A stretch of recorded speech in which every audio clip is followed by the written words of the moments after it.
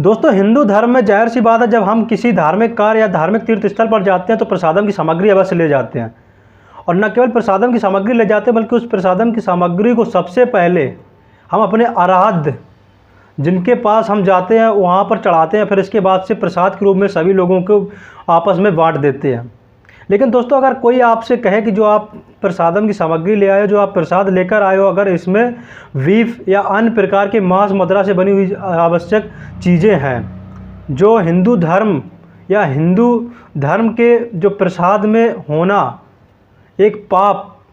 एक अनर्थ माना जाता है, अगर ये है तो आप लोगों के चेहरे का फेस का और आप लोगों की आस्था का क्या हाल होगा। दोस्तों, जाहिर सी बात है, सबसे पहले आप लोग उस व्यक्ति के ऊपर हावी हो जाएंगे, उस व्यक्ति के ऊपर ऑन फायर हो जाएंगे जो व्यक्ति आपसे ये आकर कहेगा कि आपके प्रसाद के अंदर जो आप लोग प्रसाद अपने भगवान अपने आराध्य के लिए लेकर आए हो, इसमें गाय और सूअर की चर्बी का बना हुआ ऑयल मिलावट है। तो दोस्तों,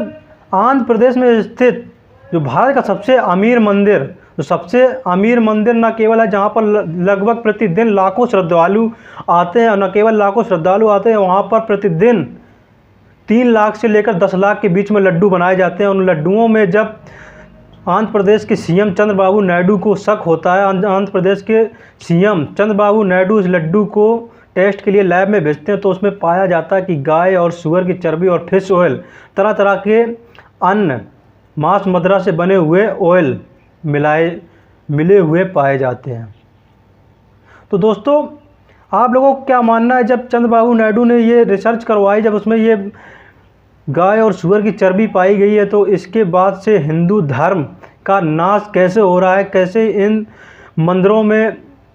लाखों करोड़ों श्रद्धालु, जो पर डे 1 लाख श्रद्धालु आते हैं जो वेंकटेश्वर स्वामी के मंदिर में, और अगर कोई त्यौहार पड़ता है तो उसमें 3 से 4 लाख लोग आते हैं, और प्रतिदिन मंदिर में 10 लाख लड्डू बनाए जाते हैं। तो आप लोग सोचो, हर श्रद्धालु को एक एक लड्डू दिया जाता है, और एक एक लड्डू हर दिन, अगर 1 लाख श्रद्धालु मंदिर में गया है तो हर व्यक्ति जो उस मंदिर में गया होगा उसने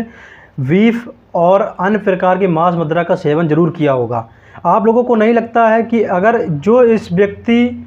जिसका ये काम है, जिनका भी हाथ है इस कांड के पीछे, उनके ऊपर कड़ी से कड़ी सज़ा होनी चाहिए। और सबसे इंटरेस्टिंग बात तो ये है, जब अयोध्या में रामलला की प्राण प्रतिष्ठा हुई थी, तब इसी मंदिर से 1 लाख लड्डू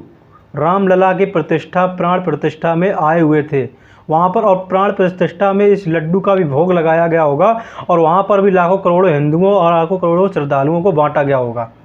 इसके पीछे जिसका भी हाथ है, बस इतना ही कहना सरकार से या फिर किसी भी जांच कमेटी से कि इसकी निष्पक्ष जांच हो, और इसके ऊपर जो जिनके भी हाथ हैं उनके ऊपर कड़ी से कड़ी सज़ा होनी चाहिए, क्योंकि हिंदू धर्म के साथ और हिंदू आस्था के साथ खिलवाड़ नहीं होनी चाहिए।